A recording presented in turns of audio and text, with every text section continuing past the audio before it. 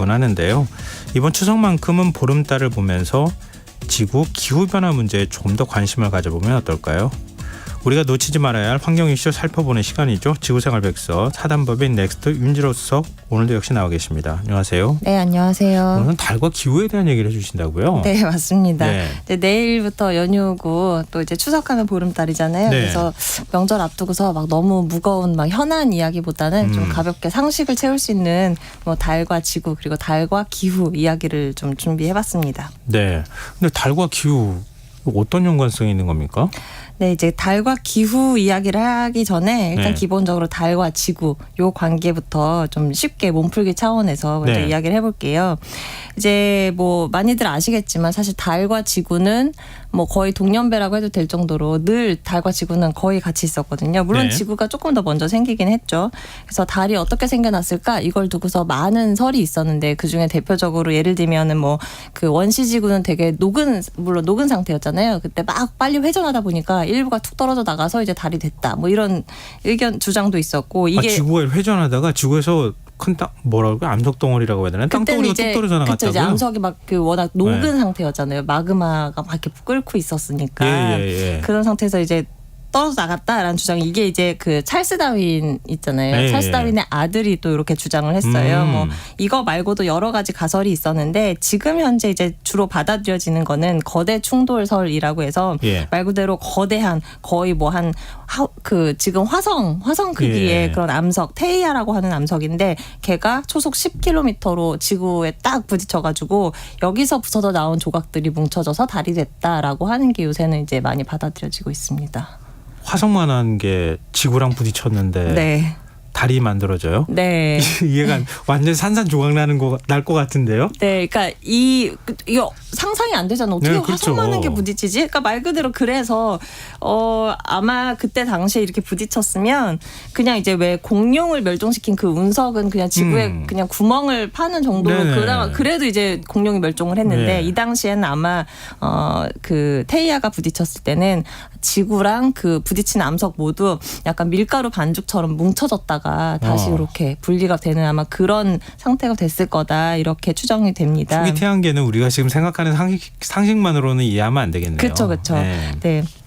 그래서 이제 어쨌든 이게 되게 우연히 이렇게 다 벌어진 일들이잖아요. 네. 근데 이제 그렇게 만들어진 달이 지금 우리가 이렇게 보고 이렇게 느끼는 이런 지구를 만드는데 굉장히 결정적인 역할을 했습니다. 대표적인 게 이제 사계절인 거죠. 그러니까 사계절이 있다는 건 지구가 약간 삐뚤어진 채로 이렇게 돌잖아요. 네, 기울어져 있잖아요. 네, 그렇게 돌아서 이제 생긴 게 사계절이라는 건데 네. 지구가 이렇게 삐딱하게 돌게 된 게 역시 이것도 달의 탄생 때문에. 그러니까 아까 그 거대한 네. 그 암석이 충돌하면서 그게 워낙 충격이 강하다 보니까 네. 지구의 자전축이 기울어져 버린 거예요.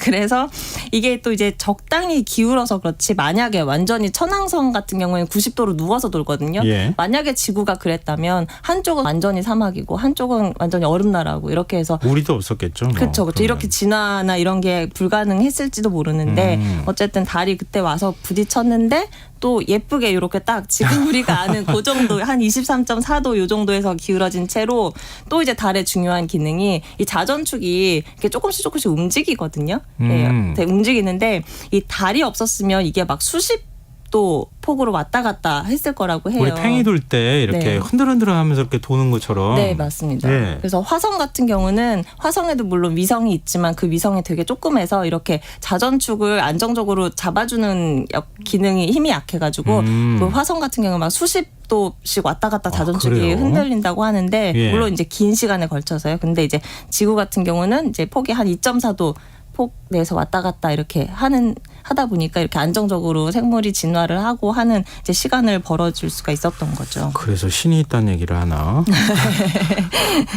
또 기적적인 존재잖아요. 그쵸, 기적 같은 네. 존재가 맞아요. 우리 여러 인류다. 우연이 겹쳐서. 네. 근데 달하면 조수간만에 잡혀놓을 수 없잖아요. 네, 맞습니다. 이제 뭐 달 때문에 뭐 조수간만 이런 게 생기는 건 잘 아실 텐데 그래서 또 환경적으로 중요한 게 바로 갯벌이 만들어졌다는 겁니다. 우리 왜 지난번 그 잼버리 사태 때 네네. 그때 막 그런 얘기까지 나왔잖아요. 아, 새만큼 이거 진짜 개발하지 말았어야 되는데 갯벌 보존했어야 되는데 이런 얘기 나오는데 그런 이야기가 나오는 게 이제 갯벌에 수많은 생물이 타는 것, 뭐 이것도 중요하고 네. 또 하나가 이제 기후위기 시대에 갯벌이 계속 주목을 받는 게 이게 되게 효율적인 탄소 저장고거든요. 네. 그러니까 우리가 뭐 탄소를 흡수한다라고 하면 보통 뭐 숲이나 이런 걸 떠올리지만 이 단위 면적당 탄소를 저장하는 능력은 갯벌 같은 이런 해안 습지가 열대우림보다 최대 55배까지 더 크다. 아, 그 정도예요. 네, 이런 얘기가 나와요. 그래서 근데 이제 이런 갯벌을 만든 1등 공신이 바로 달이죠. 왜냐하면 조수간만의 차가 큰 곳에서 갯벌이 만들어지니까요. 네. 그래서 물론 태양도 역할을 하긴 하지만 달이 그 조석을 일으키는 힘이 훨씬 세기 때문에 만약에 달이 없었으면 이렇게 넓은 갯벌이 만들어지긴 어려웠을 거다. 이런 이야기가 합니다. 근데 사계절이 있고 조수간만의 차 있고 네. 이거하고 기후 변화하고 어떤 관계가 있는 거예요? 이거를 좀 이해를 하려면 예. 먼저 이제 좀 한 가지 상식이 필요한데요. 예. 그 왜 우리 일식 월식 이런 현상 있잖아요. 이건 네. 이제 태양, 지구, 달이 뭐 이렇게 좀 일렬로 쭉 늘어서면은 이제 만들어지는 건데. 예. 근데 생각을 해보면 달은 어차피 지구를 한 달에 한 번씩 이렇게 돌잖아요. 그렇죠. 그러니까 한 달에 한 번씩은 일식이든 월식이든 이게 한 번씩 벌어져야 될 것 같은데 안 그러잖아요. 매달 일식 월식이 나타나는 게 아니잖아요. 네네. 왜 그럴까요?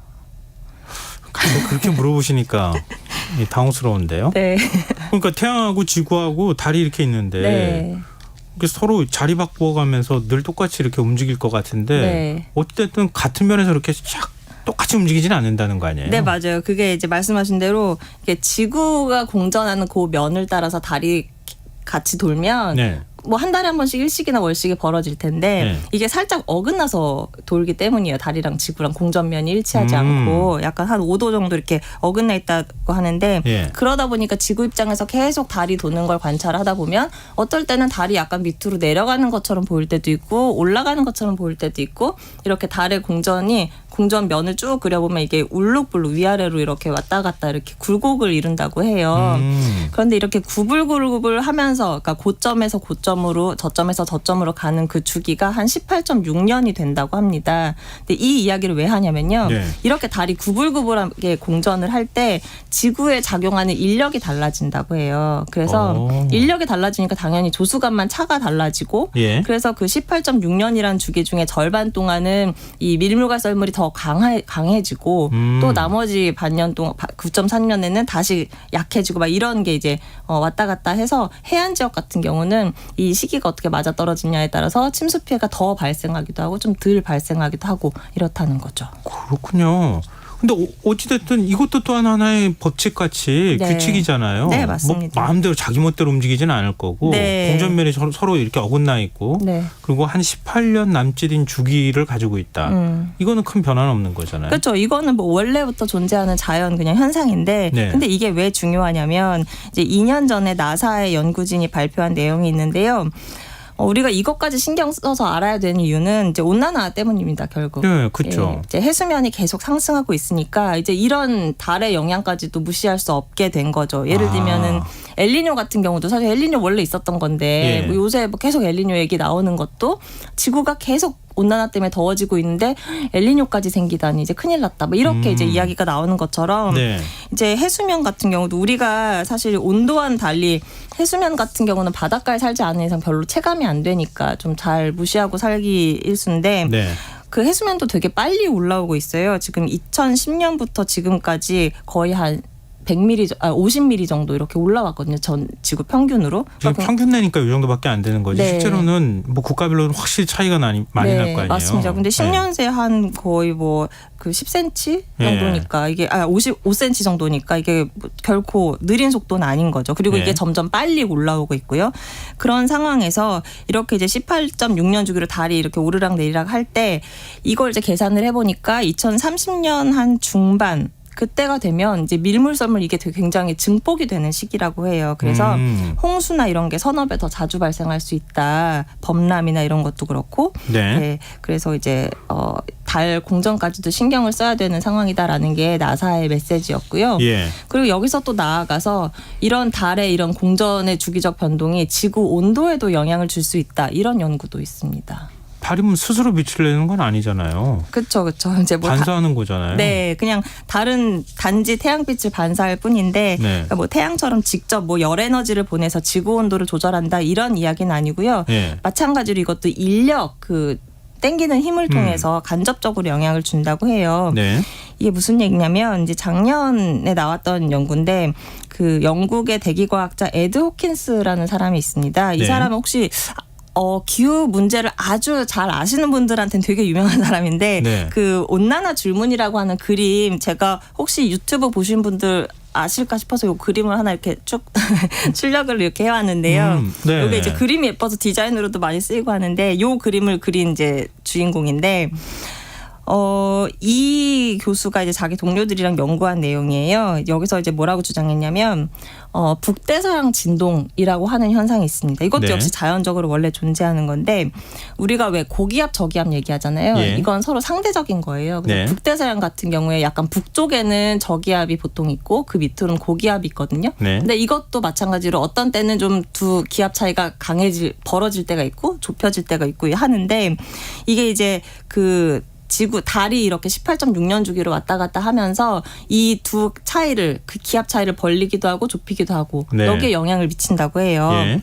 그러다 보니까 이 그 북대서양 그 진동이란 현상이 결국 뭐 엘니뇨나 이런 것처럼 그 주변 일대의 뭐 기후나 이런 데도 영향을 미치거든요. 예. 그래서 이것 역시 마찬가지로 계산을 해봤더니 2030년대 접어들면 지구 온난화를 더 부추기는 쪽으로 작용을 할 것 같다. 이게 이제 연구의 요지입니다. 근데 지금 온난화 줄무늬 네. 수직으로 한쪽은 파란색 쪽이고 한쪽은 좀 이렇게 네, 간격은 빨간색이죠. 다르지만 빨간색 네. 쪽이거든요. 쪽이거든요. 그게 이제 온도의 문제, 온도를 표시하는 그렇죠. 건가요? 이제 이게 온도가 쭉 이렇게 점점 올라가고 있다 뭐 이런 거를 이제 시각화한 그렇군요. 그림이죠. 네.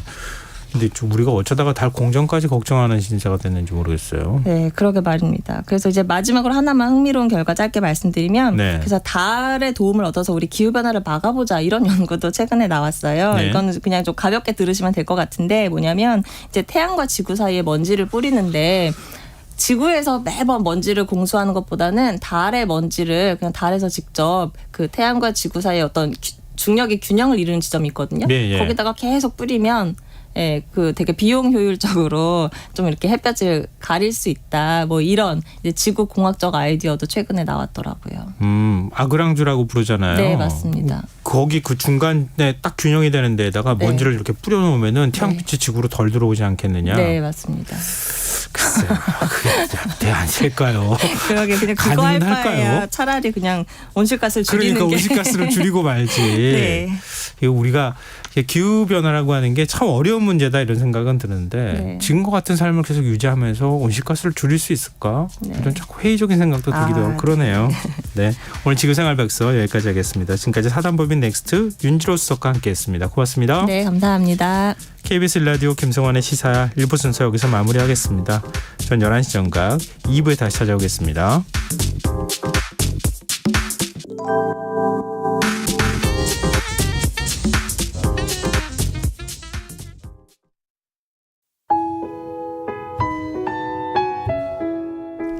청취자 여러분, 위기가정을 찾아주세요. 어려운 경제 상황 속에서 긴급한 경제적 지원이 필요한데도 복지 사각지대에 놓여 있어 아무런 지원도 받지 못하고 극한 상황으로 내몰리고 있는 위기가정이 늘고 있습니다. KBS 강태원 복지재단에서는 사회안전망에서 벗어나 위기에 처해 있는 가정을 발굴해 긴급 지원하는 사업을 진행합니다. 여러분 주위에 스스로의 힘만으로는 도저히